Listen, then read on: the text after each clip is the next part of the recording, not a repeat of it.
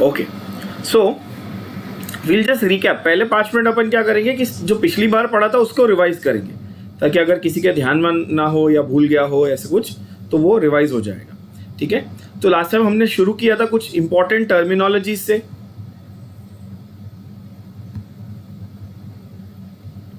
बच्चे late join करते हैं, कौन अभी? पिंकी मौर्य। अच्छा, देखो बच्चों, आप लोग लेट आओगे तो नाम आपका आ जाएगा फिर रिकॉर्डिंग में। इससे सबको पता चलेगा, फिर सबको पता चलेगा पिंकी लेट आई थी। कोई बात नहीं बच्चे, कोई बात नहीं। चलो ठीक है, ओके, ध्यान दो यहाँ पे, जरा सीरियसली समझेंगे अपन सब लोग। हमने पहले तो इंपॉर्टेंट टर्म्स को डिस्कस किया था। हमने देखा था कि लैटिन में कुछ टर्म्स होते हैं, और फिर उसकी सीधी और सिंपल भाषा में उनके बारे में हमने पढ़ा था, जैसे कि मेटाबॉलिज्म क्या होता है, ऑफस्प्रिंग क्या होता है, गैमिट्स क्या होते हैं। मेन ये था, बहुत इंपॉर्टेंट ये था, प्रोकैरियोटिक और यूकैरियोटिक सेल। ये दो बहुत ही इंपॉर्टेंट थे जिसको हमने यहाँ पे लास्ट में डिस्कस किया था। जो एकदम प्रिमिटिव यानी कि एकदम पुराना, प्रिमिटिव यानी कि पुराना टाइप का सेल होता है, उसको प्रोकैरियोटिक बोलते हैं। यूकैरियोटिक मतलब नया, अच्छा, कॉम्प्लेक्स, विकसित, डेवलप्ड सेल होता है। ठीक है, उसके बाद हमने देखा था कि जब हम लोग लिविंग वर्ल्ड में आए तो कुछ कैरेक्टरिस्टिक होते हैं जो लिविंग ऑर्गेनिज्म में होते हैं, कुछ नॉन लिविंग ऑर्गेनिज्म में होते हैं, जैसे कि ग्रोथ, रिप्रोडक्शन। उसके बाद हमने देखा था कॉन्शियसनेस, रिस्पॉन्स टू स्टिम्युलाई, एंड आखिरी में देखा कि ये सारे फीचर्स जिसमें कॉन्शियसनेस खास करके क्या था, ये डिफाइनिंग फीचर था कि कॉन्शियसनेस है तो लिविंग है, नहीं है तो नॉन लिविंग है। ये बहुत इंपॉर्टेंट था। मैंने आपको father of biology, father of medicine भी बताया था, और लास्ट में हमने वायरस के बारे में डिस्कशन किया था, जो थ्रेशोल्ड पे, मतलब लिविंग और नॉन लिविंग के बीच में आते हैं, जिनको हम कनेक्टिंग लिंक भी कहते हैं। बच्चों क्या कहते हैं, ये देखो, आप लोग स्क्रीन पे बहुत ध्यान से देखना, मेरा माउस जहां पर पॉइंट कर रहा है, मैं जिस चीज़ के बारे में बात कर रहा हूँ वहां पर आपको माउस पॉइंट होता हुआ दिखेगा। ठीक है, और अगर नहीं समझ रहा है, कुछ कहीं पर डिफिकल्टी आ रही है, तो प्लीज़ माइक ऑन करके पूछना। ठीक है बच्चों, हाँ या ना बोलते जाना। ठीक है, ओके, गुड गुड। तो कनेक्टिंग लिंक हम लोग बोलते हैं किसको? वायरसेस को। उसके बाद हमने देखा कि लिविंग ऑर्गेनिज्म को हमने 5 किंगडम में क्लासिफाई किया। कितनी? 5 किंगडम। कौन सी थी? Monera, protista, fungi, Plantae, animalia. Monera में थे बैक्टीरिया, प्रोटिस्टा में थे यूकैरियोटिक ऑर्गेनिजम्स, फंगाई में थे फंगस ऑब्वियसली, प्लांटे में थे प्लांट्स, एनिमेलिया में थे एनिमल्स। बैक्टीरिया कैसे टाइप के सेल होते हैं?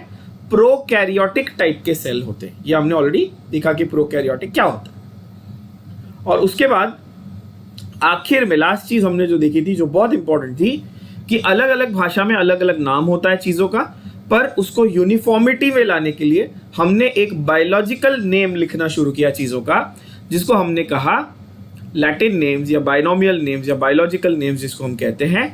तो Mangifera indica for mango, homo sapiens for human being, ऐसे मैंने काफ़ी सारे एग्जाम्पल लिखवाए थे, और मैंने कहा था कि अब मैं और एग्जाम्पल आपके इस लिस्ट में ऐड करते जाऊंगा। ठीक है बच्चों, ओके, चलो तो यहां से अपन कंटिन्यू करेंगे।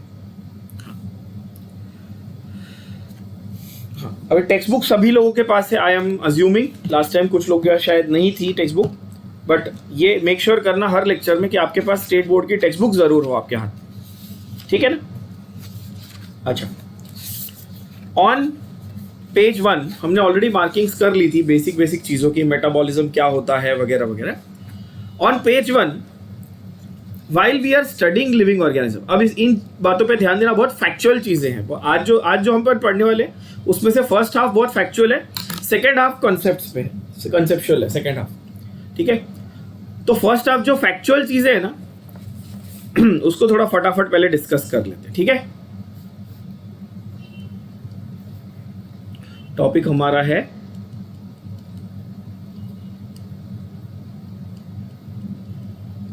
ठीक है, ओके। अभी भी लोग आ रहे, बाप रे।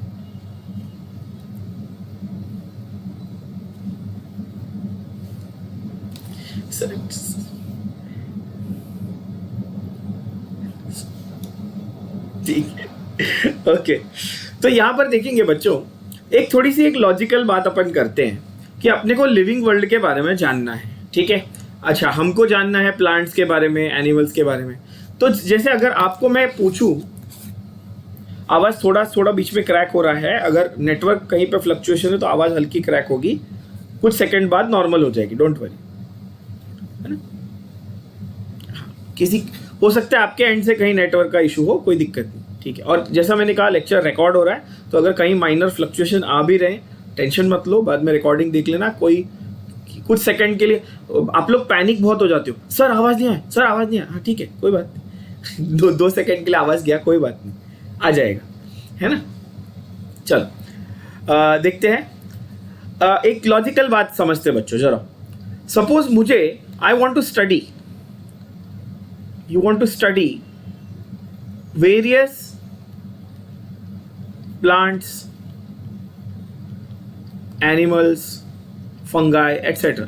अब हम लोग मेनली प्लांट्स और एनिमल्स पे फोकस करेंगे बिकॉज ये मैक्रोस्कोपिक है, ये आपको दिखते हैं अपने आसपास। अपने आसपास आपको बहुत सारे प्लांट्स, बहुत सारे एनिमल दिखते हैं। फंगस और बैक्टीरिया आप ढूंढने नहीं जाते हो, वो लेबोरेटरी में जाके माइक्रोस्कोप में देखने पड़ती। ये लॉजिकल बात है, बोलो हाँ कि ना। तो एक यहाँ पर सिंपल सा पॉइंट निकल के आता है कि अगर हमको प्लांट और एनिमल को स्टडी करना है तो हम क्या करेंगे? जंगल में जाएंगे क्या? तो हम लोग जंगल में जाएंगे? नहीं, ये तो लॉजिकल नहीं है कि भाई जिसको इसको प्लांट पढ़ने का शौक है, चलो तो सारे बायो वाले बच्चों को भेज दो जंगल में। ऐसा तो होगा नहीं, है ना, ऐसा तो नहीं होगा। तो होगा क्या यहाँ पर कि to study various plants, animals etcetera, okay, we require certain biological और टैक्सोनॉमिकल। अभी आप बोलोगे सर टैक्सोनॉमिकल क्या होता है, मैं बताता हूं। एड्स, अच्छा एड्स का मतलब यहां पर वो बीमारी वाला एड्स नहीं, एड्स मतलब यहां पर something that helps you to study, उसको एड बोलते हैं, ठीक है। हेल्प, एड का मतलब यहां पे हेल्प है। तो कुछ ऐसी चीजें होनी चाहिए जो हमें प्लांट और एनिमल को स्टडी करने में हेल्प करें। समझ में आई बात? तो ऐसी कौन सी चीज है जो हमें प्लांट और एनिमल को स्टडी करने में हेल्प करेगी? करेक्ट है? Let's see. पहला first one, the first taxonomical aid is herbarium. फिर से मेरे साथ बोलेंगे सब लोग, क्या बोलेंगे? टैक्सोनॉमिकल एड्स, ठीक है। मैं यहाँ पे दोबारा एक बार लिख देता हूँ आपके लिए, दोबारा लिख देता हूँ थोड़ी अच्छी हैंडराइटिंग में। क्या बोलते हैं इसको हम लोग? टैक्सोनॉमिकल, बोलो साथ में, taxonomical aids. Taxonomical aids, taxonomical aids में से सबसे पहला होता है हर्बेरियम। अब सवाल यह है कि सर टैक्सोनॉमिकल एड का मतलब क्या? तो एड का मतलब मैंने क्या बताया?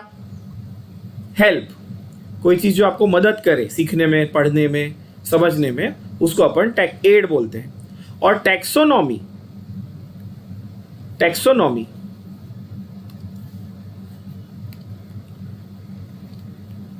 Is the science of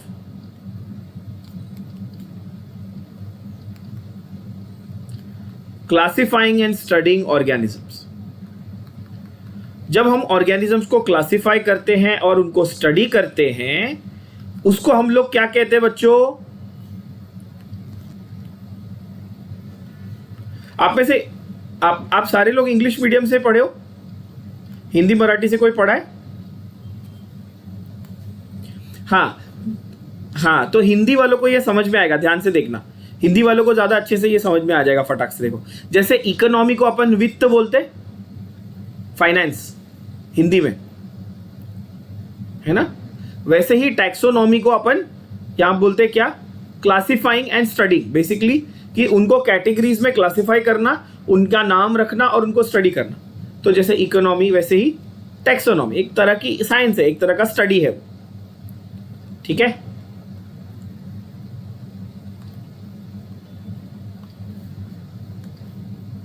okay, सो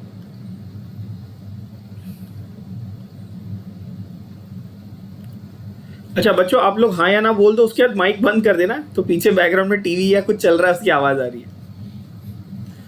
तो टैक्सोनॉमिकल एड्स में पहला है हर्बेरियम। ठीक है, अब हर्बेरियम क्या होता है? तो हर्बेरियम आता है एक शब्द से जिसका नाम है हर्ब। इसको बहुत लोग प्रॉपर इंग्लिश में इसको अर्ब प्रोनाउंस करते हैं, यानी कि एच जो है वो साइलेंट है। जैसे ऑनेस्ट का एच साइलेंट होता है ना, अपन हॉनेस्ट नहीं बोलते, अपन क्या बोलते हैं? ऑनेस्ट बोलते हैं। वैसे ही हर्ब में बहुत लोग अर्ब बोलते हैं। ठीक है, वो चलेगा, आप हर्ब भी बोल सकते हो, अर्ब भी बोल सकते हो। तो इसका मतलब क्या होता है? छोटा, मैं हिंदी में लिखता हूं, है ना। हर्ब का मतलब क्या होता है? छोटा सा पेड़।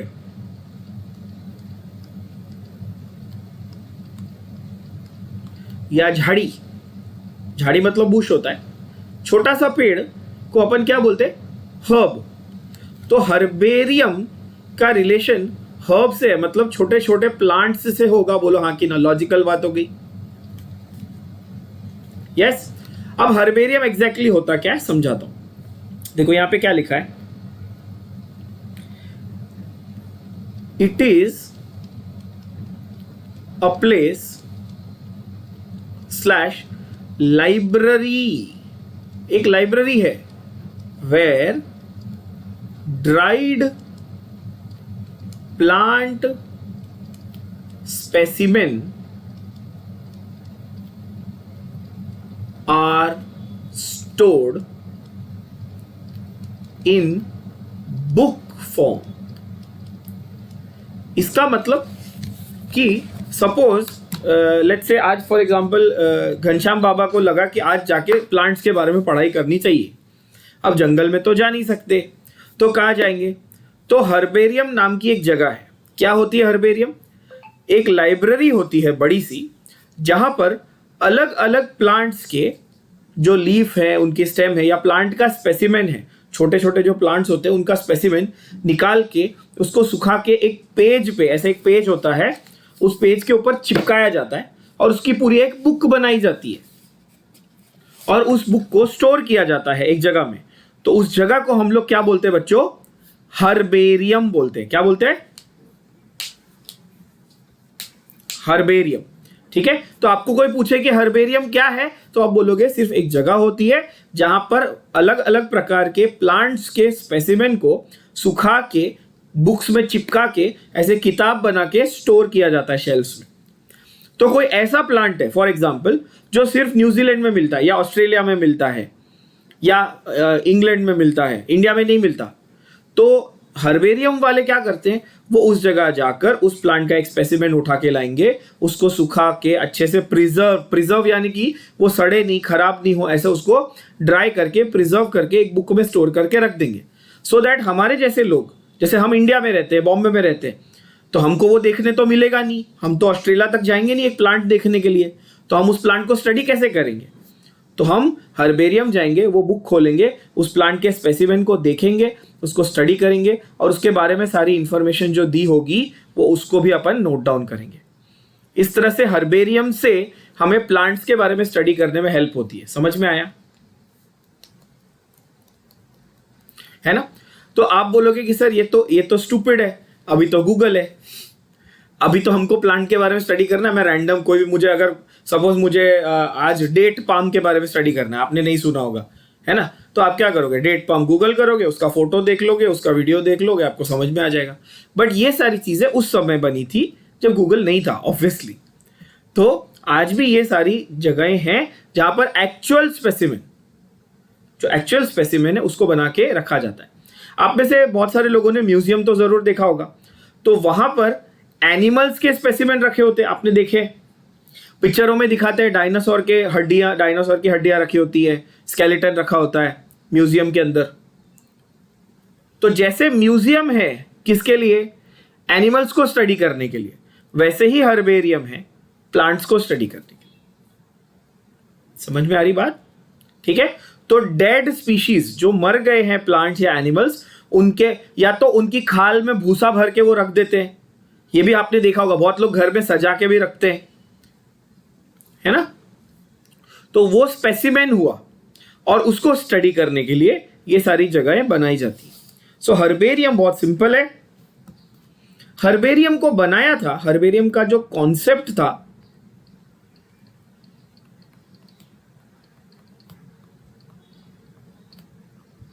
concept of herbarium was given by Italian एक टैक्सोनॉमिस्ट थे बहुत बड़े, जैसे मैंने बताया ना टैक्सोनॉमी, इस साइंस को पढ़ने वाले जो साइंटिस्ट होते हैं उसको टैक्सोनॉमिस्ट बोलते हैं। गिवन बाय लूका गिनी, उनका नाम था लूका गिनी, GHINI। लूका गिनी नाम के टैक्सोनॉमिस्ट थे जिन्होंने बताया था हर्बेरियम का कॉन्सेप्ट। उन्होंने कहा कि हम प्लांट्स को लेकर उसको सुखा के किताब में रख के उसको स्टडी करेंगे। कौन आया भाई?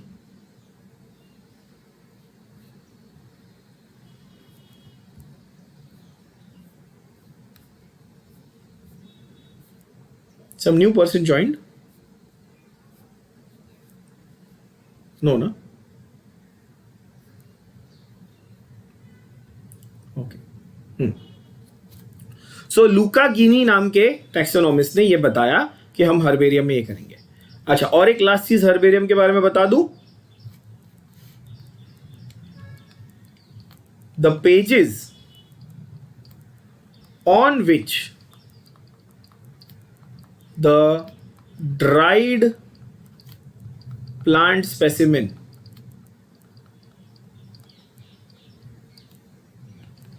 is stuck और pressed मतलब वो चिपकाया जाता है, are called,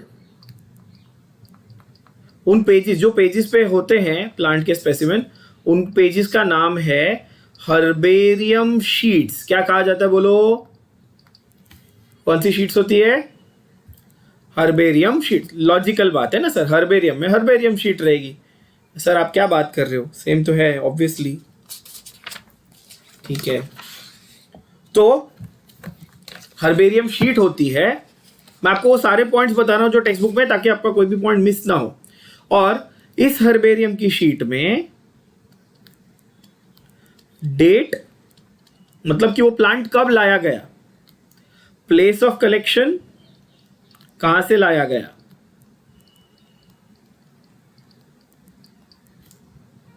क्लासिफिकेशन कि वो कौन सी किंगडम में आता है वगैरह, उसका क्लासिफिकेशन, एंड उसके पिक्यूलियर फीचर्स। पिक्यूलियर का मतलब क्या होता है बच्चों, कोई बता सकता है?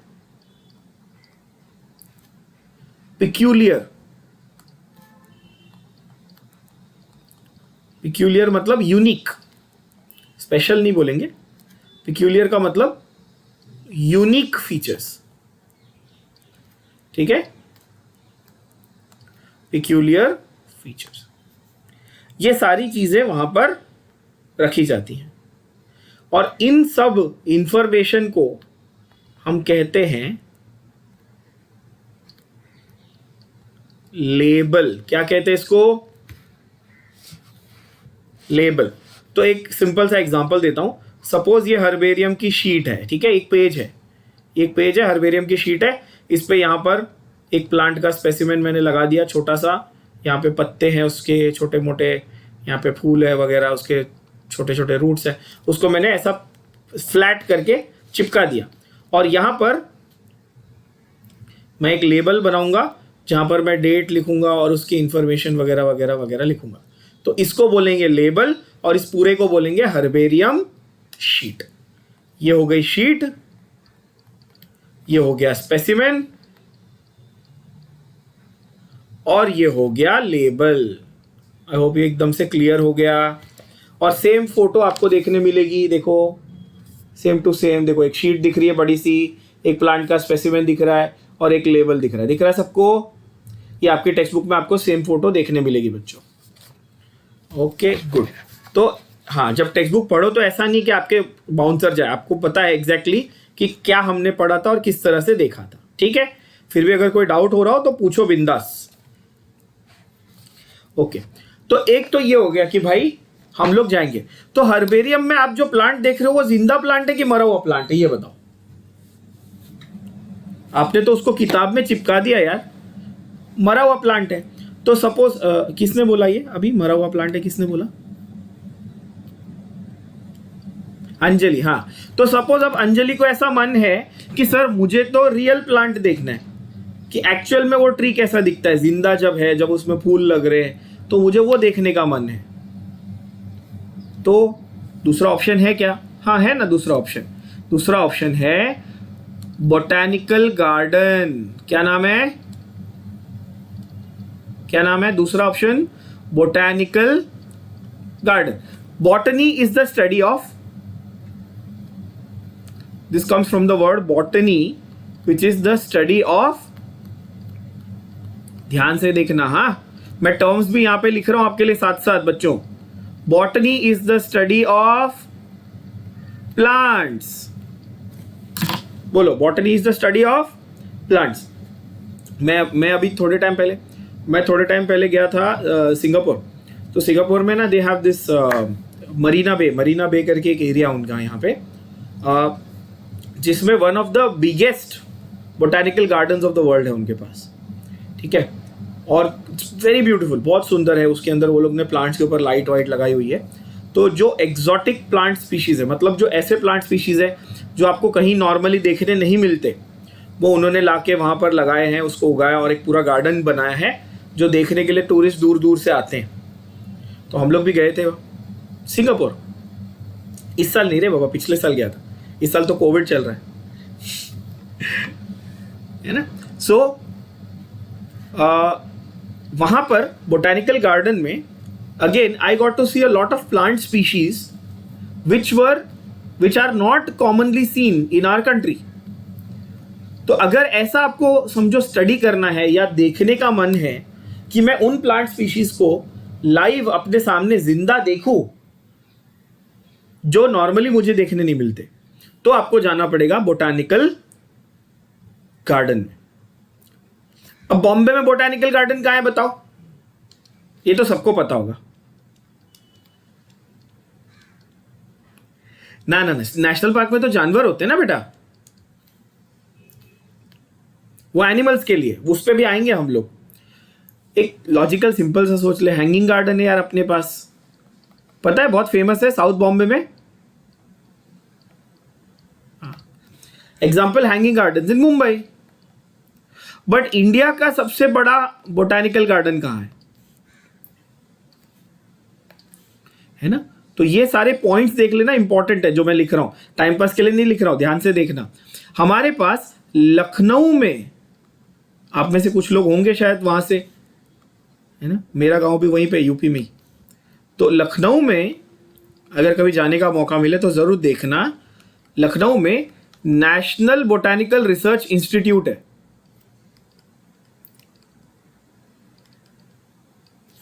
ठीक है, शायद इन्होंने दिया नहीं आपके इसमें, बुक में नहीं दिया हुआ है, बुक में दिया नहीं है, बट फिर भी मैं आपके लिए लिख देता हूं। नेशनल बोटैनिकल रिसर्च इंस्टीट्यूट, इसका एक बहुत बड़ा गार्डन है लखनऊ में।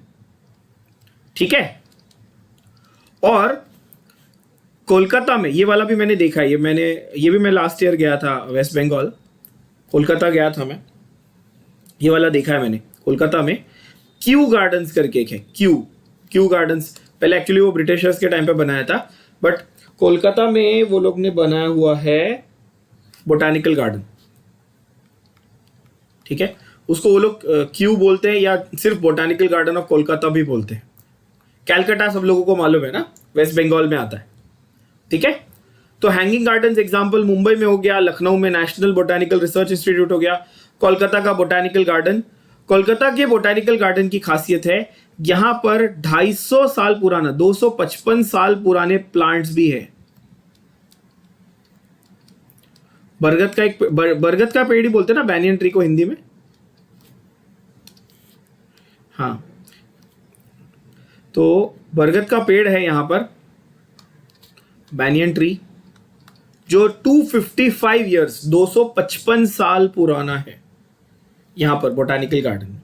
तो बहुत सिंपल, अब आपके दिमाग में बहुत ही लॉजिकल आ रहा होगा कि ठीक है, मुझे अगर पुराने मरे हुए प्लांट देखने तो मैं हर्बेरियम चला जाऊंगा, मुझे जिंदा प्लांट देखने हैं तो मैं कहाँ जाऊंगा, मैं बोटानिकल गार्डन जाऊंगा। एकदम सिंपल लॉजिकल बात है। सेम वे, उसी प्रकार से वही लॉजिक लगाते हुए अगर मुझे मरे हुए एनिमल्स देखने हैं तो मैं म्यूजियम जाऊंगा, और मुझे जिंदा एनिमल देखने हैं तो मैं नेशनल पार्क जाऊंगा। लॉजिकल बात है, बोलो हाँ कि ना। बस सिंपल हो गया आपके लिए। अब ये याद रह जाएगा, अब सभी बच्चों को याद रह जाएगा, आई एम वेरी श्योर। ठीक है, तो मैं म्यूजियम जा सकता हूं जहां पर मुझे, जैसे वहां पर हर्बेरियम था जहां पर मरे हुए प्लांट्स के स्पीशीज को चिपका के किताबों में रखा हुआ था, वैसे ही म्यूजियम में, ठीक है, कलेक्शन ऑफ, अब म्यूजियम में सिर्फ एनिमल नहीं रखते। आप देखोगे, आप बोलोगे हमने तो म्यूजियम देखा है सर, जैसे बॉम्बे में भी है ना म्यूजियम अपना, क्या नाम से बनाया उन्होंने, आई थिंक रानी लक्ष्मीबाई के नाम से है शायद, जहां तक मुझे याद, मुझे एग्जैक्ट याद नहीं है, झूठ नहीं बोलूंगा, बट कुछ है अपना बॉम्बे का जो मुंबई का म्यूजियम है। ठीक है, कभी मौका मिले तो जाना, वो सब जगह देखने जैसी है ना। तो collections of preserved specimens of animals, their skeleton समझते हो, हड्डियों का ढांचा। बायो 1 में, बायो 2 में क्या चालू किया आज सर ने, कौन सा चैप्टर चालू किया? हाँ ओके, तो उसके बाद उसमें स्केलेटन पे भी पढ़ाई आएगी, आगे आएगी। ठीक है, तो स्पेसिमेन ऑफ एनिमल्स हैं, उसके स्केलेटन हो सकते हैं, उनके, हमारे पास प्लांट्स के भी स्पीशीज थोड़े बहुत होते हैं, तो प्लांट्स के डायरेक्ट अगर हमारे पास ऐसे रेडीमेड स्पीशीज हैं, ठीक है, या फिर उनके बॉडी पार्ट्स, जैसे ह्यूमन बींग्स का भी, आइंस्टाइन, मालूम है एल्बर्ट आइंस्टाइन, पता है ना सब लोगों को, एल्बर्ट आइंस्टाइन का जो ब्रेन है भेजा, वो लोग ने एक जार में भर के रखा हुआ है म्यूजियम में। ठीक है, उसको प्रिजर्व करके रखा है। एल्बर्ट आइंस्टाइन का ब्रेन कितने ग्राम का था बच्चों? ह्यूमन से बहुत कम था। नॉर्मल ह्यूमन बीइंग का भेजा ब्रेन, नॉर्मल ह्यूमन, आपका, हमारा, हम लोग नॉर्मल ह्यूमन बीइंग है, हमारा ब्रेन होता है 1430 या 1450 सीसी का, 1450 सीसी, मतलब समझो 1.5 किलो मोटा मोटी। आइंस्टाइन का कितना था पता है?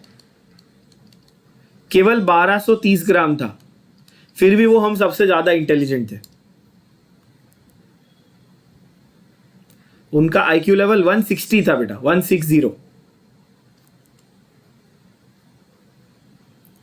पर उनके ब्रेन में फोल्ड्स ज्यादा थे, इसलिए वो ज्यादा इंटेलिजेंट थे, है ना।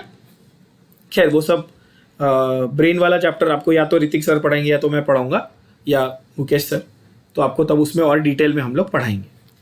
तो यहां पर म्यूजियम में फंडा क्या था कि प्लांट है, एनिमल्स है, उनके अलग अलग species are kept on display. Display का मतलब कि आप टिकट खरीद के जा सकते हो और इन चीजों को देख सकते हो। अगेन आपको पढ़ना है, सीखना है, आप जाइए म्यूजियम में, आप उनको देखिए, उनके बारे में सीखिए, ऐसा है। तो यहां पर again when you say preserved, it is dead or alive, tell me, is it dead or is it alive? Dead obviously। तो अब उसके बाद, हाँ, तो उसमें वैसे ही रहेगा कि सर मुझे जिंदा जानवर देखना है तो मैं कहां जाऊं, तो आप जाओगे जूलॉजिकल पार्क। कहां जाओगे? हाँ, जैसे जूलॉजिकल, वहां पे था बोटेनिकल गार्डन, वैसे ही zoological park. The word zoology means study of animals। ठीक है, मैं छोटा था ना तो मेरे को एनिमल बोलने नहीं आता था, मैं एमिनल बोलता था।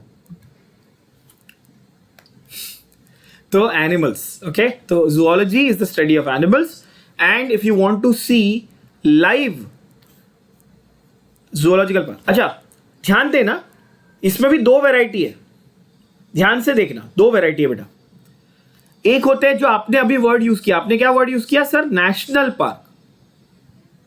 तो आप जब जानवर देखने जाते हो तो आपके पास 2 ऑप्शन होते हैं, पता है कौन से? एक, हाँ एक होता है जू, जहां पर जानवरों को केज में रखा जाता है, बरोबर। तो जूलॉजिकल पार्क अपन बोलते हैं जू, जहां पर हम टिकट खरीद के जाते हैं और एनिमल्स को देखते हैं, कहां पर, पिंजरे में रखे हुए।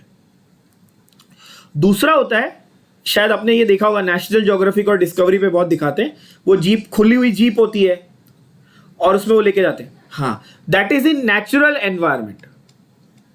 मतलब वहां पर जानवर खुला है और आप गाड़ी के अंदर हो। दोनों में से ज्यादा अच्छा कौन सा है? हाँ, जो नेचुरल एनवायरनमेंट में ऑब्वियसली है ना, उसको बांध के रखना या केज में नहीं रखना चाहिए, उसको नेचुरल एनवायरनमेंट में रखना चाहिए ऑब्वियसली।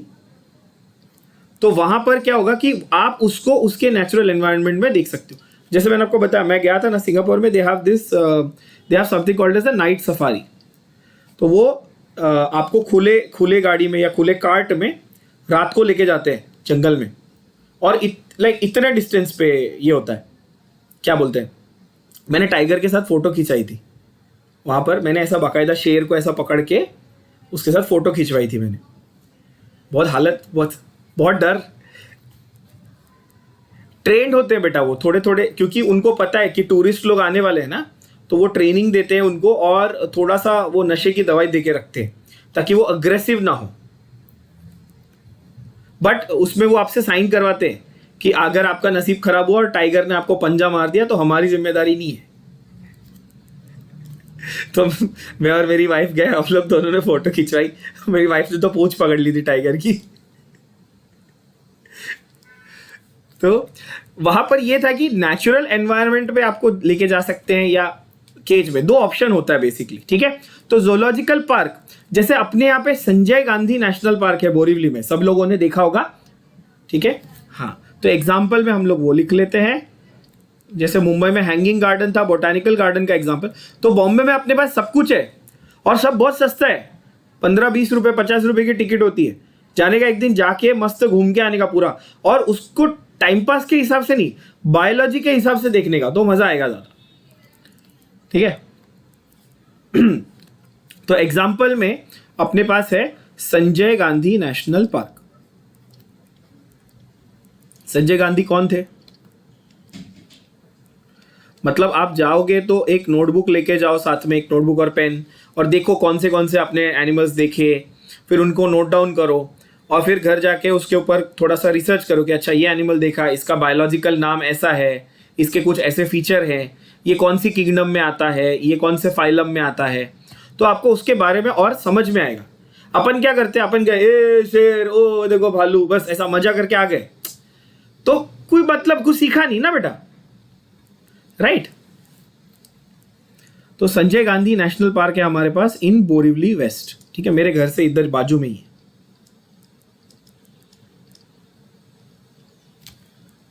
इन मुंबई, बेसिकली आप बोरीवली मत लिखो, मुंबई लिख दो, ठीक है, बॉम्बे में लिख दो, ओके।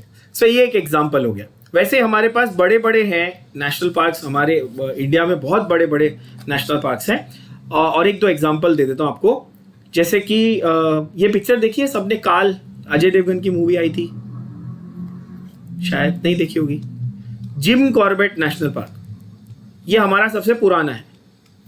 कौन सा? जिम कॉर्बेट, हाँ ये बहुत फेमस है, सबसे पुराना है इंडिया का, जिम कॉर्बेट नेशनल पार्क। फिर है गिर फॉरेस्ट, तो पता ही है सबको, गिर सेंचुरी। गिर सेंचुरी में क्या हमारे पास इंडिया में बहुत फेमस है, गिर सेंचुरी। सेंचुरी का मतलब भी वही है, बेसिकली सेंचुरी का मतलब वही है जहां पर नेचुरल एनवायरनमेंट में एनिमल्स को प्रिजर्व किया जाता है, उसका मतलब सेम है। Gir sanctuary is for lions. India में सबसे बड़ा कलेक्शन ऑफ लायंस है गिर फॉरेस्ट, गुजरात में है, Gir, GIR।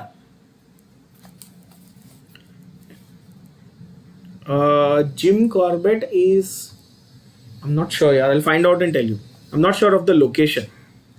I think it's in MP और राजस्थान, और MP में ही है शायद, जहां तक मुझे याद है, but I will find out and tell you, I am not very sure बेटा। टाइगर के लिए बहुत फेमस है, यस, उधर किलर टाइगर्स हुआ करते थे, मतलब मैन ईटर टाइगर्स हुआ करते थे पहले।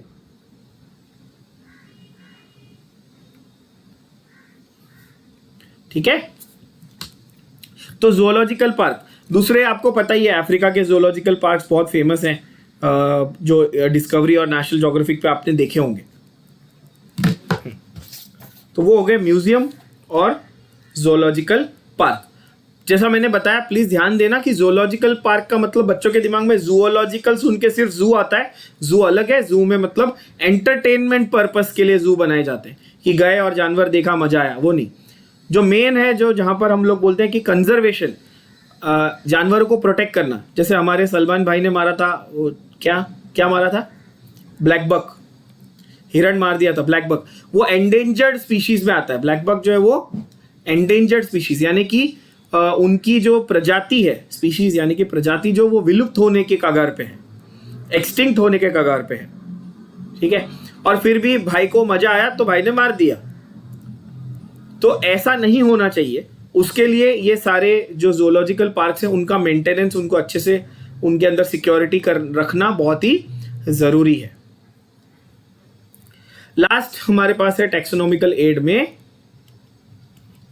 तो जैसे म्यूजियम हो गया, हर्बेरियम हो गया, बोटानिकल गार्डन हो गया, जूलॉजिकल पार्क हो गया, 4 हो गए। ठीक है, clear.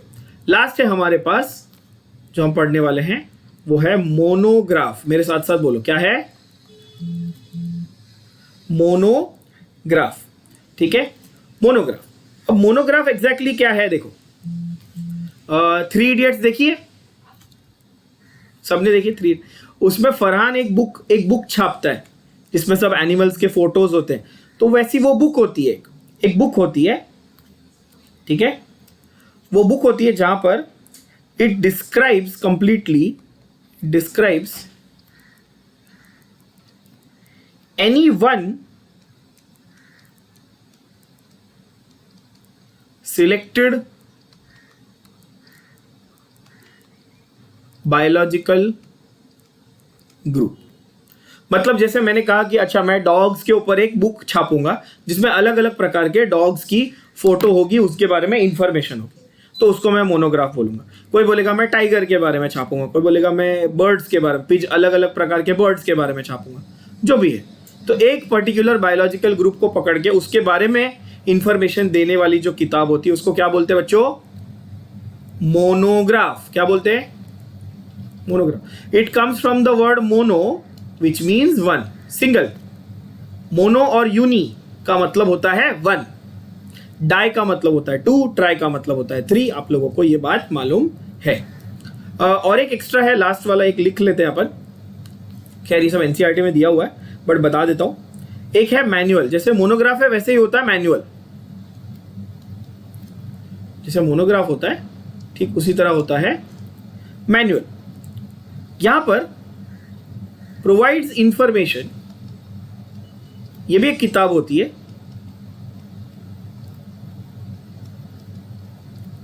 About the species found in a particular area. यानी कि कुछ ऐसे प्लांट्स और एनिमल्स होते हैं ना जो कोई एक जगह में ही मिलते हैं। Can you think of an example like that कि सर हमने एक ऐसे सुना है कि ये जानवर सिर्फ इसी जगह मिलता है और कहीं नहीं मिलता, ऐसा कोई example? Very good, very good, I was waiting for that example. Example, kangaroo in Australia, right? अगर हमको कैंगरू देखना है तो ऑस्ट्रेलिया ही जाना पड़ेगा। तो वहां पर कैमल डेजर्ट में मिलता है, तो पूरी दुनिया में बहुत सारे डेजर्ट है ना बेटा, एक ही डेजर्ट थोड़ी है।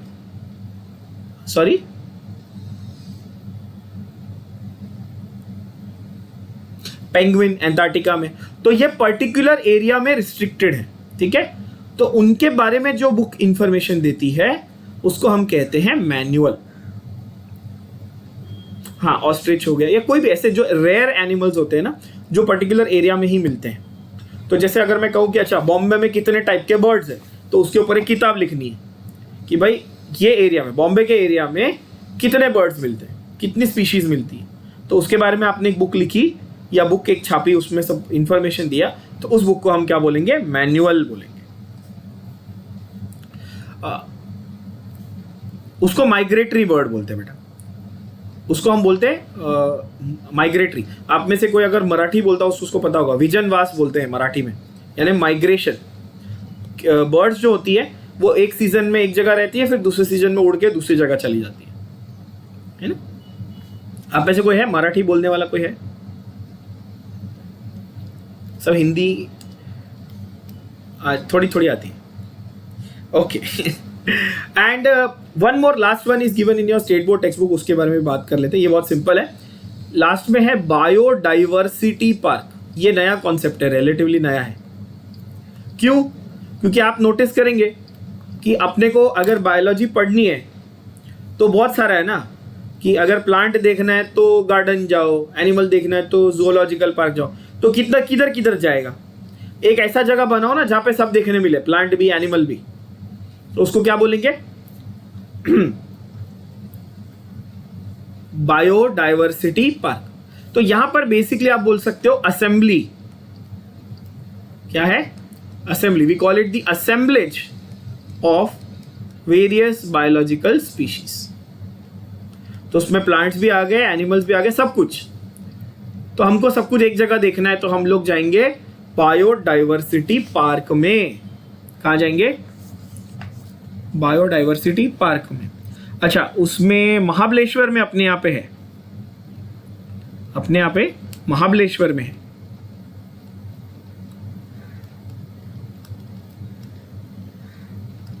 इन महाबलेश्वर वी हैव, कौन सा है नाम? Uttamrao Patil. Yes, Uttamrao Patil biodiversity park.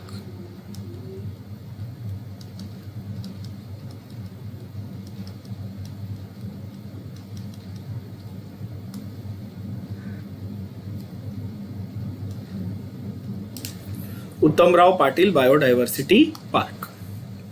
तो यहां पर खत्म हो जाता है हमारा फर्स्ट जो चैप्टर है, फर्स्ट टॉपिक जो है, दैट इज योर, कि क्या क्या चीजें हम यूज करते हो। हमने क्या क्या देखा कि हम लोग बायोलॉजी में क्या पढ़ते हैं, उनके नाम कैसे रखते हैं स्पीशीज के, कौन सी किंगडम होती है, और उनको स्टडी करने के लिए हमारे पास क्या क्या साधन उपलब्ध हैं। तो साधन में बहुत कुछ था, zoological park, biological botanical garden, museum, herbarium, monograph, manual, biodiversity park, ऐसे अलग अलग साधन, एड्स हमारे पास थे to study various biological organisms. अभी तक जो पढ़ाया उसमें कोई सवाल, कोई डाउट आपके मन में है तो प्लीज पूछ लो बच्चों। पक्की बात? अच्छा, बोटानिकल गार्डन, सॉरी, क्या? हाँ हाँ हाँ, ओके ओके। अच्छा, आप स्क्रीनशॉट ले सकते हो बच्चों, आपको चाहिए तो। हाँ, मैं पूरा पेज ऐसे रख देता हूँ, बट वैसे भी मैं आपको लेक्चर के बाद पीडीएफ भेजता ही हूं, तो टेंशन मत लो। मैंने जो कुछ यहां लिखा है मैं उसका पीडीएफ आपको भेजने वाला हूं। ओके, ठीक है। बोटैनिकल गार्डन, जैसे यहाँ पे हैंगिंग गार्डन जरूर जाना। अपने यहाँ बॉम्बे में हैंगिंग गार्डन में पता है वो बड़ा शू वाला हाउस है, शू हाउस है, पता है? मैं बहुत छोटा था तब मैं जाता था, मैं बहुत बार गया हूँ। शू हाउस है बड़ा सा, जूते। अभी कहाँ से खुला रहेगा रे बाबा, कोविड है ना। जब सब अनलॉक हो जाएगा ना तो उधर शू हाउस है, बड़े से जूते का घर बनाया हुआ, वो लोग, बहुत प्यारा सा है। Okay, yes, okay. Now second chapter, directly second पे जाते हैं अपन, टाइम वेस्ट नहीं करेंगे, सेकेंड टॉपिक चालू करते हैं, है ना? That is the systematics. Second chapter का नाम क्या है? Systematics of living organisms. Systematics of living organisms. क्या फंडा है इसका, जरा समझते हैं। हमने ये बोला कि भाई क्लासिफाई करना है ऑर्गेनिज्म। हाँ ठीक है भाई, क्लासिफाई कर लेंगे। किस में क्लासिफाई करना है? किंगडम में, ठीक है। पर क्लासिफिकेशन सिर्फ किंगडम में चलेगा क्या? नहीं चलेगा सर। डिटेलिंग होनी चाहिए, क्लासिफिकेशन की क्या होनी चाहिए, डिटेलिंग। अब आप बोलोगे सर डिटेलिंग का मतलब क्या है, सो देखते हैं। सपोज मैं ऐसा बोलूं कि आप लोगों का पूरा ग्रुप है, ठीक है, आप लोगों का पूरा ग्रुप है, मुझे उस ग्रुप को क्लासिफाई करना है। तो सबसे पहले मैं क्या बोलूंगा कि आप सारे लोग ह्यूमन बीइंग हो, फिर मैं उसको दो पार्ट में क्लासिफाई करूंगा। अच्छा, बॉयज अलग है, गर्ल्स अलग है। फिर कुछ बॉयज ने पीसीएम लिया है, कुछ बॉयज ने पीसीबी लिया हुआ है पढ़ाई करने में, कुछ लोगों ने पीसीएमबी लिया हुआ है। सेम वे कुछ गर्ल्स ने पीसीएम लिया, पीसीबी लिया, पीसीएमबी लिया हुआ है। तो मेरे पास क्लासिफिकेशन करने के बहुत सारे तरीके हैं। या फिर मैं बोलूँ अच्छा मुझे सब्जेक्ट पे क्लासिफाई नहीं करना है, मुझे करना है परसेंटेज पे, कि किसी को 10th में 90 आया, किसी को 80 आया, किसी को 70 आया, ऐसा भी हो सकता है। यानी कि जब मैं क्लासिफाई करता हूं एक ग्रुप को, तो उसमें मैं और ज्यादा डिटेल में जा सकता हूं, correct. Same way when you classify a living organism, when we classify a living organism, कोई भी लिविंग ऑर्गेनिज्म,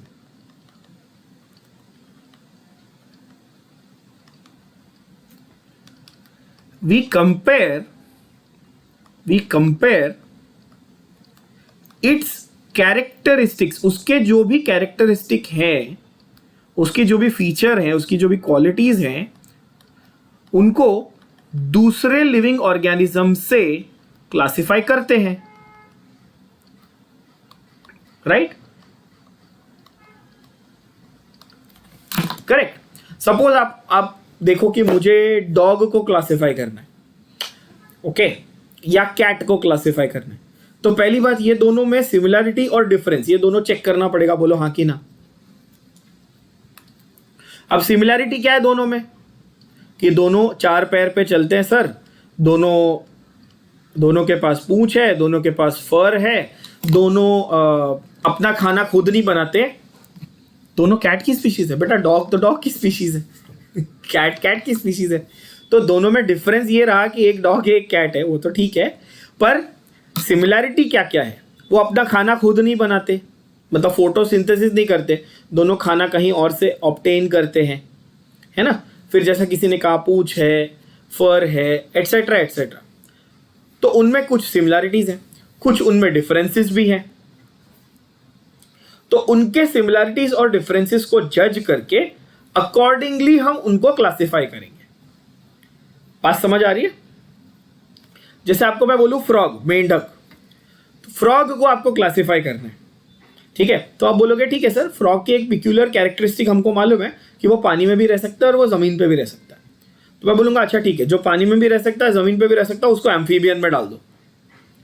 फिर आप लेके आओगे शार्क, तो आप बोलोगे सर ये शार्क को कहाँ डालना है। मैं बोलूंगा अच्छा ये सिर्फ पानी में रह सकता है, तो इसको डाल दो किसमें, फिश में। मतलब एनिमल्स के अंडर भी मैं सब क्लासिफाई कर सकता हूं, बोलो हाँ कि ना, है ना।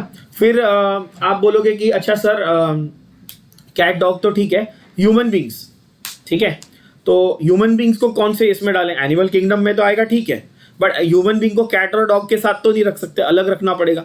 मैं बोलूंगा ठीक है, तो ह्यूमन बींग्स को मैमल्स में डाल दो, ठीक है, मैमल्स की क्लास में वो चला जाएगा। तो इसका ये मतलब है कि भले ही कैट और डॉग और ह्यूमन बींग में कुछ सिमिलैरिटीज हैं, जैसे कि ना हम लोग अपना खाना खुद बनाते। अच्छा, व्हेन आई से खाना खुद बनाते, मतलब चम्मच और कढ़ाई लेके खाना बनाने वाला हिसाब नहीं है। मतलब in our body, in our cells we don't make our own food, we have to obtain food from outside. हमको दूसरे सोर्सेज से खाना लेकर खाना पड़ता है, ठीक है। सो उसको अपन बोलते हैं न्यूट्रिशन के हिसाब से। जैसे आपने न्यूट्रिशन चैप्टर सीखा, तो वहां पे आपने सबसे पहले यही देखा होगा कि हम लोग हेटेरोट्रोफिक न्यूट्रिशन है हमारा। ह्यूमन बींग्स का न्यूट्रिशन कैसा है, हेटेरोट्रोफिक, यानी कि हम लोग अपना खाना सनलाइट यूज करके प्लांट्स की तरह बना नहीं सकते, हमको किसी और सोर्स से हमारा खाना ऑब्टेन करना पड़ता है बच्चों, है ना। तो उसको बोलते हैं हेटेरोट्रोफिक न्यूट्रिशन।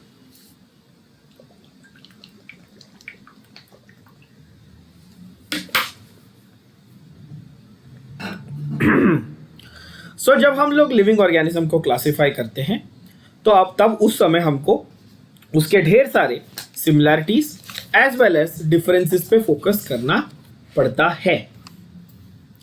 और वहां पर जब हम लोग उनके सिमिलैरिटीज और डिफरेंसेस पे फोकस कर रहे हैं, वहां पर एक सेपरेट साइंस निकल कर आता है बायोलॉजी के अंडर, जिसको हम कहते हैं सिस्टमैटिक्स। क्या कहते हैं? क्या कहते हैं? Repeat with me, systematics, right? Systematics, correct. अब सिस्टमैटिक्स क्या है? Let's see the definition. बहुत ही सिंपल डेफिनेशन है। It is the study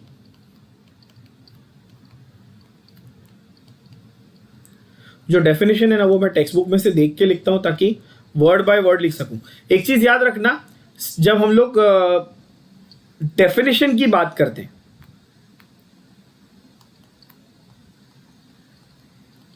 it has to be word by word from the textbook. बाकी जो आंसर्स हैं, जो जवाब है, वो आप अपने वर्ड्स में लिख सकते हो। आप पढ़ो और उसको अपने वर्ड्स में एक्सप्रेस करो, अलग बात है। पर डेफिनेशन बच्चों टेक्स्ट बुक के वर्ड बाय वर्ड होने चाहिए। तो मैं इसलिए डेफिनेशन तो मैं खुद भी टेक्स्ट बुक से देख के आपको बता रहा हूं कि मुझसे भी एक दो वर्ड यहां वहां ना हो जाए। So it is the study of kinds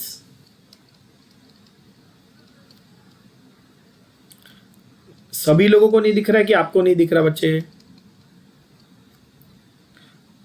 अच्छा, बाकी लोगों को दिख रहा है, आपको नहीं दिख रहा है, इसका मतलब आपके यहां से नेटवर्क का इशू होगा। कोई बात नहीं, आ जाएगा।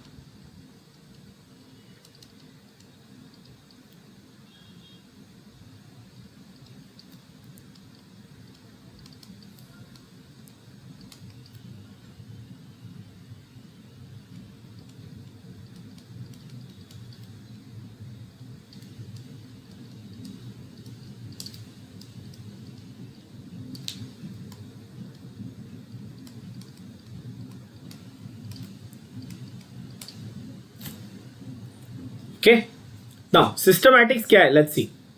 It is the study of kinds and diversity. Diversity मतलब विविधता, अलग अलग प्रकार के, अलग अलग टाइप के होते हैं ना। तो it is the study of kinds and diversity of various organisms and their comparative, मतलब उनके बीच में कंपैरिजन करना, and evolutionary. What do you mean by evolution?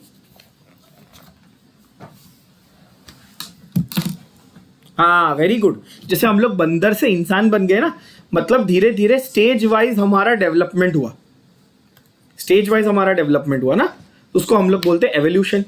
तो जब हम लोग एनिमल्स को या किसी, मतलब बेसिकली किसी भी लिविंग ऑर्गेनिज्म को जब हम स्टडी करते हैं, तो हमें सिर्फ उस लिविंग ऑर्गेनिज्म के बारे में बात नहीं करना है, हमें उसके सारे फीचर्स को दूसरे ऑर्गेनिज्म से, देखो यहाँ पे कंपैरेटिव लिखा है मैंने, कंपैरेटिव यानी कि दूसरों के साथ कंपेयर भी करना है और उनकी एवोल्यूशनरी रिलेशनशिप को भी स्टडी करना है। इस पूरे साइंस को एक शब्द में बोले तो क्या बोल सकते हैं? सिस्टमैटिक्स। क्या बोल सकते हैं? सिस्टम। बेटा आपका वो आ गया, वीडियो वापस आ गया? किसका दिक्कत हो रहा था? किसका वीडियो का प्रॉब्लम हो रहा था? आ गया क्या? कोई बच्ची बोल रही थी ना। अच्छा बच्चों, अगर आप लोगों का कहीं पे ऑडियो वीडियो अटकता है ना, तो जैसा मैंने कहा, give it a few seconds, 10-20 second, वो थोड़ा बहुत ऊपर नीचे होता है, फ्लक्चुएट होता है, फिर आ जाएगा। अगर नहीं आया तो आपका पेज रिफ्रेश करो, या सिर्फ आपके फ़ोन को, वो पेज को ऐसा स्क्रॉल डाउन करोगे तो रिफ्रेश होता है, रिफ्रेश करो, आ जाएगा, चिंता नहीं करनी। ठीक है, चलो। So study of kinds, diversity, diversity यानी विविधता, और उनकी कंपैरिजन और उनकी एवोल्यूशन को आपस में एक साथ स्टडी करना, उसको हम लोग कहते हैं सिस्टमैटिक्स। सिस्टमैटिक्स के अंडर ही आता है एक साइंस जिसको हमने अभी ऑलरेडी पढ़ लिया है, जिसको हमने कहा था टैक्सोनॉमी, यानी कि क्लासिफाई करना और उनको नाम देना। टैक्सोनॉमी, टैक्सोनॉमी एक साइंस है जो किसके अंडर आता है? सिस्टमैटिक्स के अंडर ही आता है। तो टैक्सोनॉमी ये शब्द दिया था, ये term given by a very famous scientist A.P. D Candolle. एक साइंटिस्ट थे जिनका नाम क्या था? A.P. डिकैंडोल। फिर से बोलो, टैक्सोनॉमी वर्ड किसने दिया है? AP डिकैंडोल। ध्यान से देखना, हाँ, the term was given by AP de Candolle. The term is called taxonomy. और ये मैं ऑलरेडी अभी आपको बता चुका हूं आज के लेक्चर में कि टैक्सोनॉमी का अर्थ क्या है, इसका मतलब क्या है। तो टैक्सोनॉमी का मतलब है टू क्लासिफाई ऑर्गेनिजम्स। इसका मतलब है to classify organisms and study them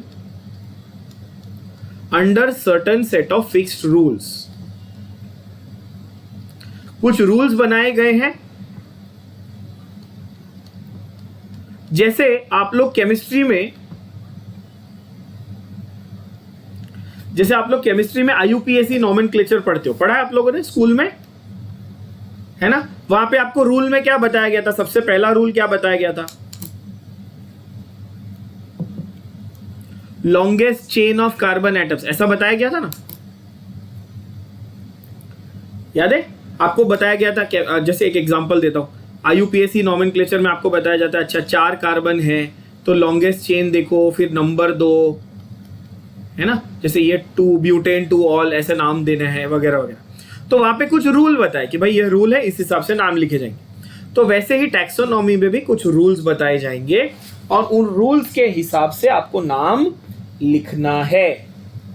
अब बहुत ध्यान से, ये आखिरी पार्ट है आज के लेक्चर का, इसको बहुत ध्यान से सुनना। ये समझ में आ गया तो आपकी समझो बायोलॉजी का फर्स्ट पार्ट सेट हो गया, फिर कोई टेंशन नहीं है, ठीक है ना? ध्यान से देखना, ओके? तो टैक्सोनॉमी में क्या करेंगे? क्लासिफाई करेंगे। नॉमेनक्लेचर पिछली बार बताया था, नॉमेनक्लेचर बताया था। क्या था नॉमेनक्लेचर? नॉमेनक्लेचर मतलब उनको नाम देना, उनको नाम देना। तो फंडा क्या है जरा समझो। टैक्सोनॉमी में हम उनको क्लासिफाई करेंगे, ठीक है? नॉमेनक्लेचर में हम उनको नाम देंगे। जब उनको क्लासिफाई और नाम एक साथ देंगे तो इसको बोलेंगे सिस्टमैटिक्स। ये समझ में आया? बोलो हाँ कि ना। टैक्सोनॉमी मतलब क्लासिफाई करो, नॉमेनक्लेचर मतलब नाम दो। फिर से बता दो, टैक्सोनॉमी कब बोलने का? जब हम लोग ऑर्गेनिज्म को क्लासिफाई कर रहे हैं। क्लासिफाई मतलब कि ये एनिमल है, ये प्लांट है, ये फंगस है, क्लासिफाई करना, उसको क्या बोलेंगे? टैक्सोनॉमी। नॉमेनक्लेचर किसको बोलेंगे बच्चों? मतलब उनको नाम देना। जैसे ये फ्रॉग है, ये शार्क है, ये कैट है, ये डॉग है, ये ह्यूमन है, उनको नाम दिया, तो वो क्या हो गया? नॉमेनक्लेचर। पर क्लासिफिकेशन और नॉमेनक्लेचर एक साथ करना है और कंपैरिजन भी करना है, तो उसको क्या बोलेंगे? सिस्टमैटिक्स। बात समझ में आई? क्लियर हुआ सब लोगों को? Taxonomy, nomenclature, systematics, total clear? कोई भी डाउट हो तो प्लीज पूछ लो, ठीक है? तो यहां पर जब हम लोग टैक्सोनॉमी की बात कर रहे थे कि उनको क्लासिफाई करना है, तो मैंने आपको एक एग्जांपल दिया था थोड़ी देर पहले कि आपके पूरे ग्रुप को मुझे क्लासिफाई करना है। तो मैं बोलूं ह्यूमन हो आप, ठीक है? फिर मैं बोलूं कि आपको फर्दर क्लासिफाई कर सकते हैं on the basis of gender, तो बॉय हो सकता है, गर्ल हो सकता है। फिर उसको सब्जेक्ट के हिसाब से क्लासिफाई करता हूं, मैथ्स वाला है, बायो वाला है ना? फिर उसको परसेंटेज के हिसाब से, भाई 70 वाला है, 80 वाला स्टूडेंट है, 90 वाला स्टूडेंट है। यानी कि मैं हर स्टेप पे एक एक बढ़ा सकता हूं, क्लासिफिकेशन का क्राइटेरिया में बढ़ा सकता हूं, करेक्ट? तो ये मैंने ह्यूमन आपको कौन से बेसिस पे बोला? मैंने आपके स्पीशीज के बेसिस पे बोला, बोलो हाँ कि ना। बॉय और गर्ल आपके जेंडर के बेसिस पे बोला, यानी कि मेल या फीमेल। ये आपके सब्जेक्ट के बेसिस पे बोला मैंने, ये आपके मार्क्स के बेसिस पे बोला, है ना? इसका ये मतलब है कि मैं क्लासिफाई करते वक्त अलग अलग क्राइटेरिया पे क्लासिफाई कर सकता हूं। क्या कर सकता हूं? अलग अलग क्राइटेरिया पे आपको क्लासिफाई कर सकता हूं। और बहुत सारे क्राइटेरिया जो मैंने यहां लिखे नहीं, जैसे आप कौन सी भाषा बोलते हो, आप हिंदी मीडियम से पढ़े हो कि इंग्लिश मीडियम से पढ़े हो, आप हिंदू हो, मुस्लिम हो, सिख हो, ईसाई हो, कुछ भी हो, रिलीजन के हिसाब से, ऐसे कितने सारे क्लासिफिकेशन हो सकते हैं इंसान के। वैसे ही एनिमल किंगडम में, प्लांट किंगडम में, कोई भी किंगडम में ठीक उसी तरह से क्लासिफिकेशन हो सकते हैं अलग अलग लेवल पे, और उन लेवल्स के हिसाब से हमको पढ़ना है। तो यहां पे एक बहुत ही इंपॉर्टेंट स्टेटमेंट मैं लिखने जा रहा हूं, ध्यान देना। ईच कैटेगरी, ध्यान से स्टेटमेंट को सुनना, each category in taxonomy is called a taxon. Taxonomy में हर कैटेगरी का नाम क्या है बच्चों?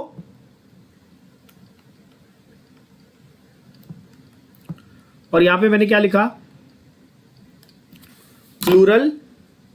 प्लूरल मतलब है ना, सिंगल टैक्सॉन, मैनी टैक्सा। एक टैक्सॉन होता है, बहुत सारे टैक्सा होते हैं। एक क्या होता है? टैक्सॉन, और बहुत सारे क्या होते हैं? टैक्सा। क्या होती है ये? कैटेगरी। ठीक है। अब जैसे मैंने आपको बताया कि अच्छा आप ह्यूमन भी हो, आप बॉय गर्ल हो सकते हो, आप मैथ्स वाले बायो वाले हो सकते हो, परसेंटेज वाइज हो सकते हो वगैरह। तो मैं एक एक कैटेगरी बढ़ाते गया, बरोबर है। हर बार मैंने एक नई कैटेगरी लाई, यस और नो। बेस्ट एग्जांपल देता हूं, फिल्म फेयर अवार्ड सारे लोग देखते हो टीवी पे, उसमें बेस्ट एक्टर होता है, बेस्ट एक्ट्रेस होती है, बेस्ट म्यूजिक डायरेक्टर होता है, बेस्ट सिंगर होता है, फिर उसमें भी मेल फीमेल होता है, best singer male, best singer female, वो लोग क्लासिफाई करते हैं ना। तो उस तरह से अलग अलग कैटेगरीज बनाई जाती है। सेम वे बायोलॉजी में भी अलग अलग कैटेगरीज बनाई जाती है, और अब मैं आपको वो कैटेगरीज बताने जा रहा हूं। ठीक है। तो each category is called a taxon and there is a hierarchy. ये बहुत हाईफाई से वर्ड्स लगते हैं सब कुछ। क्या है? हायरार्की। मेरे साथ बोलो, क्या है वर्ड? हायरार्की। बहुत लोग इसको हायरार्ची, बहुत लोग इसको हायरार्ची बोलते हैं, वो गलत है।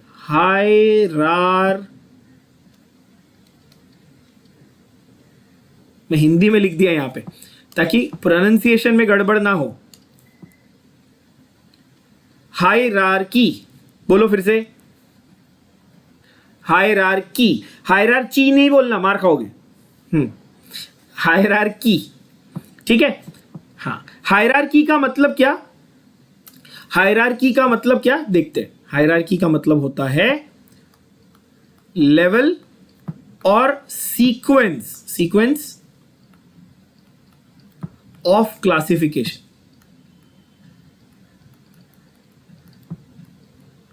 अब बोलोगे सर ये क्या नया लेके आए आप? सीक्वेंस का मतलब क्या है? लेवल का, हायरार्की का मतलब क्या है?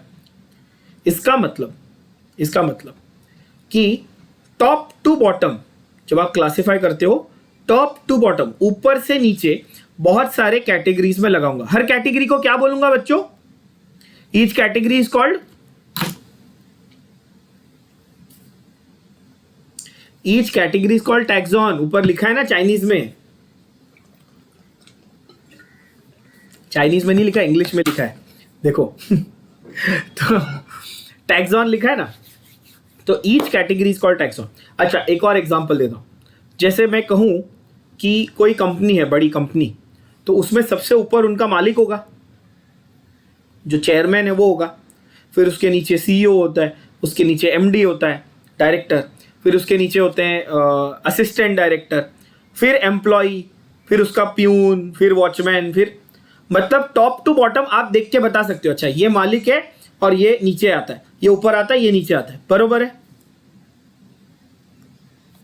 करेक्ट, हाँ कि ना? तो ठीक उसी तरह एक सीक्वेंस, एक लॉजिकल सीक्वेंस होता है बायोलॉजी में भी, और उस सीक्वेंस को हम कहते हैं हायरार्की। क्या कहते हैं बेटा? हायरार्की। बहुत ही सिंपल। अच्छा, करेक्ट। तो जैसा मैंने कहा कि मैं आपको अब हायरार्की बताने जा रहा हूं, ठीक है? तो हायरार्की ऑफ बायोलॉजिकल क्लासिफिकेशन होती है किंगडम, फाइलम,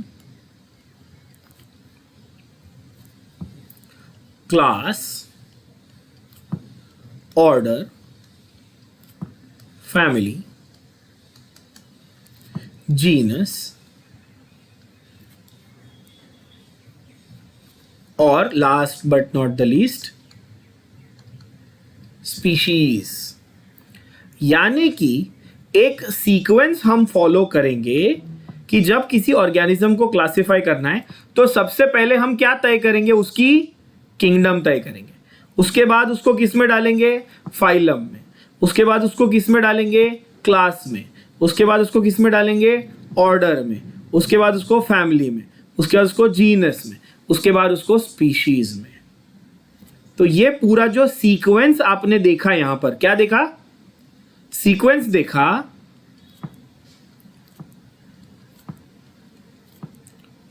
उस सीक्वेंस को हम क्या कहते हैं बच्चों, we call it the hierarchy of biological classification. क्या बोलते हैं इसको, है ना, hierarchy of biological classification.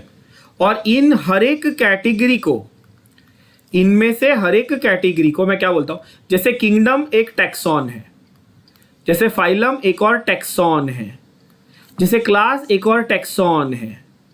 I hope ये अभी क्लियर हो गया होगा एकदम से, है ना। मैंने क्या किया, मैंने एक सीक्वेंस लिखा, सीक्वेंस को क्या बोला मैंने, सीक्वेंस को मैंने बोला हायरार्की। क्या बोला, हायरार्की। और उस सीक्वेंस को, उस सीक्वेंस के हर एक मेंबर को, उस सीक्वेंस के हर एक मेंबर को, जैसे कि किंगडम, फाइलम, है ना, उस की सीक्वेंस के हर एक मेंबर को मैंने कहा टैक्सॉन। क्या कहा, टैक्सॉन। अब अच्छा है, टैक्सॉन। अब आपके दिमाग में आएगा कि सर ये तो बहुत ही रट्टा मारने वाला काम है यार, क्योंकि ये पूरा इसी सीक्वेंस में याद करके जाना पड़ेगा एग्जाम में कि पहले किंगडम आता है, फिर फाइलम आता है, फिर क्लास आता है, फिर ऑर्डर आता है, फिर फैमिली आता है, फिर जीनस आता है, फिर स्पीशीज आता है, और हमको डिफिकल्टी होती है इसको रट्टा मारने में। तो आपके लिए मैं आसान कर देता हूँ, ऐसे याद रखो, जैसे मैं आपका टीचर हूँ, ठीक है, आप एग्जाम में अच्छे मार्क लाओगे, अच्छे स्टूडेंट हो, रोज होमवर्क करोगे, अच्छे मार्क्स लाओगे, तो लास्ट में क्या मिलेगा, साल खत्म होने के बाद प्राइज मिलेगा, कुछ सर्टिफिकेट, है ना, चॉकलेट। तो इमेजिन करो कि मैंने आपको ऐसा प्रॉमिस किया है, इमेजिन क्या, मैं आपको प्रॉमिस करता हूँ, चलो आज मैं आपको प्रॉमिस करता हूँ कि आपकी बैच में से जो भी लोग अच्छे मार्क्स लाएंगे, मैं आपके लिए बढ़िया सा बड़ा सा केक लेके आऊंगा, ठीक है। अब ये याद रखना, आपको ये पूरा याद हो जाएगा। कैसे, keep placing cake orders for the good students. Easily याद रह जाएगा, बोलो हाँ कि ना, आसानी से याद रह जाएगा। देखो, कीप प्लेसिंग केक ऑर्डर मतलब जो अच्छे बच्चे हैं उनके लिए केक मंगाया जाएगा, एकदम सिंपल। ऐसे याद रखेंगे तो आप लोगों को याद हो जाएगा बच्चों, ठीक है। कीप से, के से क्या याद आएगा, किंगडम, पी से क्या याद आएगा, फाइलम। क्या बोलेंगे, बोलो फाइलम, फिर से बोलो, हाँ। अगेन हम लोग लिखते हैं पी से पर बोलते हैं फाइलम। प्रोनाउंसिएशन में बहुत ध्यान देना है, ठीक है। आप लोग प्रोनाउंसिएशन में थोड़ा गड़बड़ कर देते हो कभी कभी, इसलिए मैं यहां पर लिख रहा हूं हिंदी में, ताकि हम लोगों को वर्ड समझ में आए कि कैसे बोलना है। फाइलम। क्लास तो ठीक है, class, order, family, genus, genus, this is genus, ठीक है। और स्पीशीज तो ठीक है, स्पीशीज को हम लोग प्रजाति कहते हैं हिंदी में, है ना। तो ऑर्डर कैसे याद रखना है आपको इसका सीक्वेंस बच्चों, keep placing cake orders for the good students, ठीक है। जैसे मैंने आपको कहा, ये आज आपको मेरा प्रॉमिस, आप लोग अच्छे मार्क्स लाओ, अच्छे नंबर लाओ, तो आपके लिए केक मैं मंगाऊंगा, आई प्रॉमिस यू, ठीक है। तो keep placing cake orders for good students, इसका मतलब kingdom, phylum, class, order, family, genus, species. मेरे साथ सारे लोग एक साथ रिपीट करेंगे। चलो, पहला कौन सा है, किंगडम, बोलो एक साथ, चलो 1 2, व्हेन आई से 1 2 3 यू विल स्टार्ट, ओके। 1 2 3।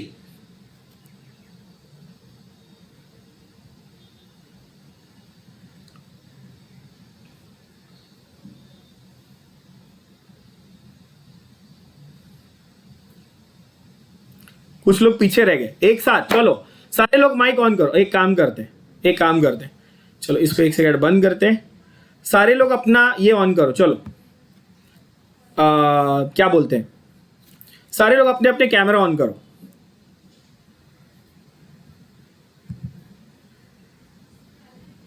सब लोग कैमरा ऑन कर दो।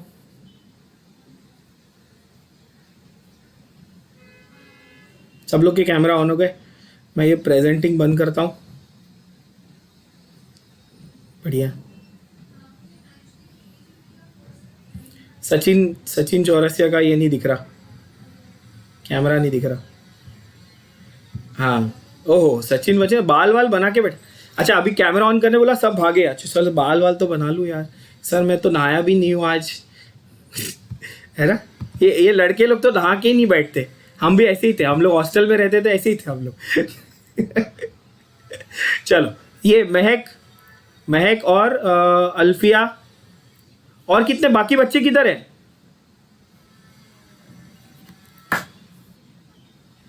प्रिया, हाँ सब लोग आ रहे हैं। चलो ठीक है, बढ़िया। ये नेक्स्ट पेज पे कैसे जाने का यार? बाकी बच्चे दिख नहीं रहे मेरे को। हाँ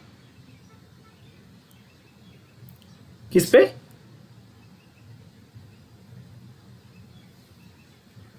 नहीं कंप्यूटर में भी मेरे को सारे लोग एक साथ नहीं दिख रहे, कम ही दिख रहे। क्यों ऐसा? हाँ ये भी हो सकता है। ए बाबा प्रिया ने किया। अनुराग पांडे जी हाँ किया है।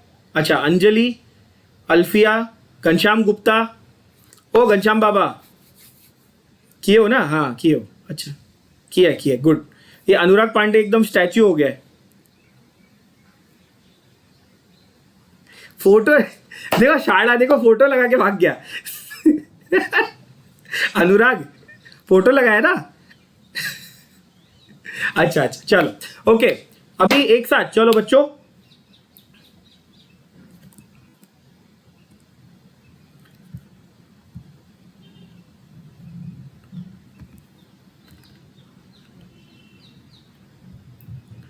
हाँ ओके, तो एक साथ मैं जब 1 2 3 बोलूंगा अपन पूरा सीक्वेंस एक साथ बोलेंगे सारे लोग, ठीक है? 1 2 3 गो। चलो kingdom, phylum, class, order, family, genus, species. फिर से kingdom, phylum, class, order, family, genus, species. Simple, याद हो गया? सही है, चलो बढ़िया ठीक है। एक मिनट, मैं आप लोगों का अटेंडेंस का ये ले लूं, नहीं तो फिर मेरे को डांट पड़ेगी। रुक जाओ,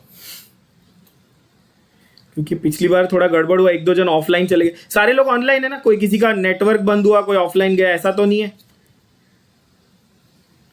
हाँ एक मिनट रुक जाओ। ये